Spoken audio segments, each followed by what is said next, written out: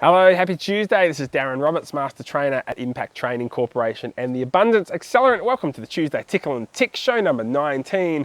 Today we're talking innovation versus living your USPs, your unique selling points. I see that there's a trend all over the world for people to be more and more innovative, to create things that no one else has, to look over their shoulder at their competition and say, all right, what do I need to do differently to take them on, to be better than, to have different products and services from them. And they keep changing their products and services to try and get ahead of the competition.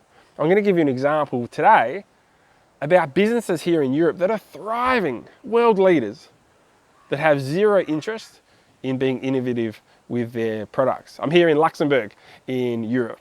And we're really fortunate to be traveling and to be staying here with friends. David and Chris and kids, thank you for having us here in Luxembourg, and to seeing some great sights like you have in the background, and the castles, and the history is just amazing.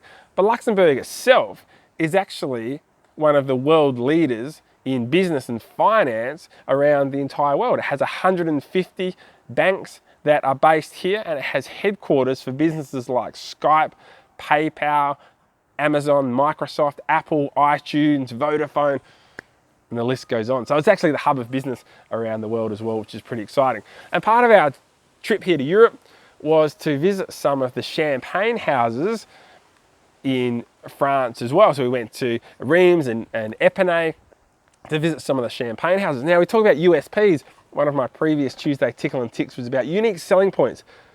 How do you stand out from the crowd? How do you communicate what you're the first or the only, or have a product or service that's the longest or the fastest in your district, in your suburb, in the world, whatever is realistic to you? And how does that have you stand out from your competition and have buyers attracted to work with you? Well, you may not know that champagne itself can only be called champagne if it's produced from this Champagne region that we visited.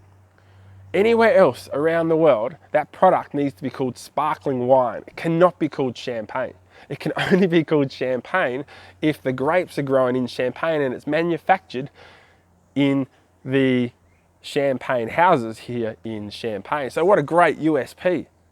Now, some of the businesses have had to sue other sparkling wine manufacturers around the world that called their product champagne because it's not. As I said, it's only champagne if it's produced in Champagne from the grapes in Champagne. So what a great USP. So what about your USPs? What are your USPs for your business? What are you the first or the only or the longest or the shortest, or something that is unique about your business where you can communicate that to your marketplace and attract attention? Feel free to write that in the comments below. But as I said, we also visited those Champagne districts and the Champagne houses, and we visited Veuve, and we had a tour through Mumm and a tour through Moet Chandon and Dom Perignon. And it was really interesting to see that the manufacturing process was very similar through those top-end champagnes. And you know what? They have zero interest in innovation with their products and services, and zero interest in the innovation of the quality of their champagne. They are so confident in their product that every single year they try and reproduce the champagne that they've produced previously. So although the weather conditions change year on year, the wind changes, the temperature changes, the rain changes, the soil changes, the grapes change, which therefore would produce a different taste and a different texture, these high-end businesses go out of their way to make sure that they blend their champagnes to produce exactly the taste that has been produced previously in their champagne. So year after year after year, that quality is equal. They're not interested in innovation, in a new product, in a new taste, in a new reaction. All they're trying to do is reproduce what they've done previously, because they know that that was perfection.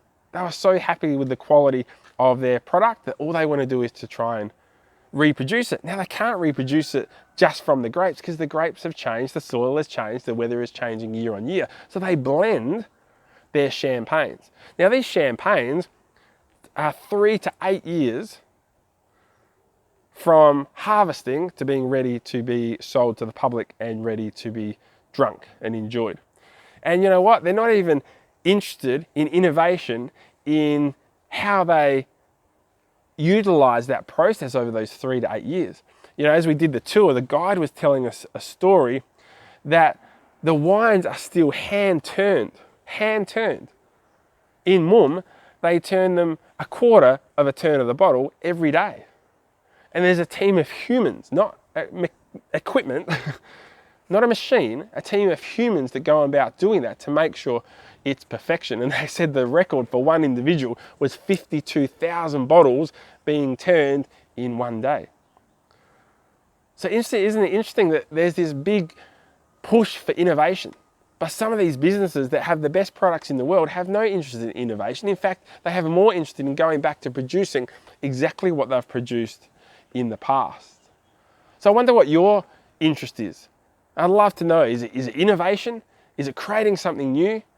Or is it going, previously I've produced something, I've had my business running the best it could ever be. How do I recreate that? How do I go back and recreate that? Maybe it's personal goals. When were you the happiest? Hopefully you're the happiest you've ever been now, but if not, when were you the happiest? And how do you go back and recreate that? How do you create that environment? Even if your situation isn't exactly the same, just like it's not with growing wine right now that it was previously.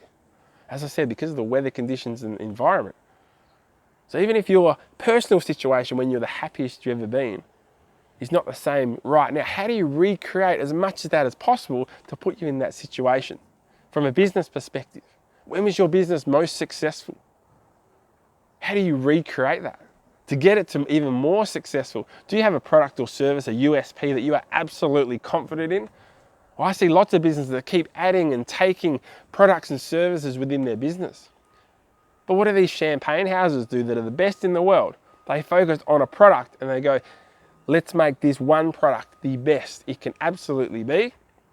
Let's create a strong USP around it, and let's year after year find a way to recreate that magnificent product so that we can send it to market and continue to have our market share. So what are you doing? Are you looking over your shoulder? Are you chopping and changing your business and your services and your products to try and compete with everyone else? Or you go, this is my business, this is my USP, this is what I believe in, and this is what I'm going to continue to perfect, and keep your eye on that perfection. So you guys have a great day.